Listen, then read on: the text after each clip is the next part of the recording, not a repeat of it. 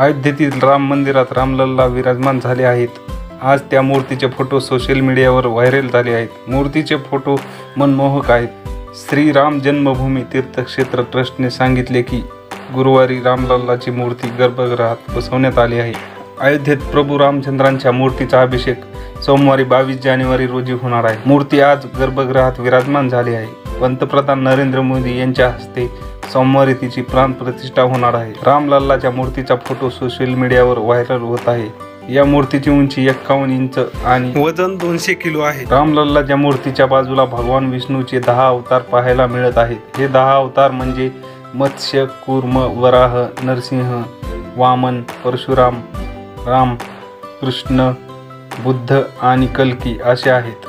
मूर्तीच्या खालच्या बाजूला हनुमान तर दुसऱ्या बाजूला गरुड दिसत आहे। रामलल्लाच्या मूर्तीच्या मुकुटाच्या बाजूला सूर्यदेव, शंख, स्वास्तिक, चक्र आणि गदा दिसत आहे। रामलल्लाची मूर्ती केवळ आकर्षकच नाही तर त्यावर केलेली कलाकृतीही सुंदर आहे। काळ्या पाषाणात बनवलेल्या मूर्तीमध्ये डावा हात धनुष्यबाण धरण्याच्या मुद्रेत आहे तर उजवा हात आशीर्वाद स्थितीत आहे।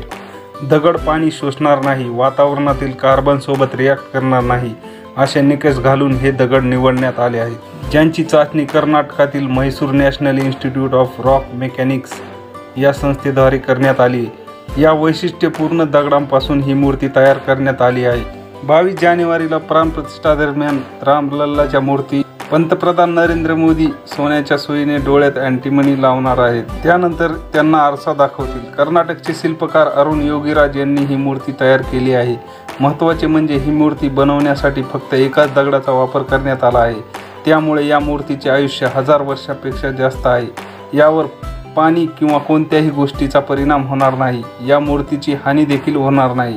राम मंदिर ट्रस्टच्या अधिकाऱ्यांनी दिलेल्या माहितीनुसार 21 जानेवारीपर्यंत विधी सुरू राहणार असून प्राणप्रतिष्ठेच्या दिवशी रामलल्लाच्या मूर्तीच्या प्राणप्रतिष्ठेसाठी आवश्यक ते सर्व विधी केले जातील।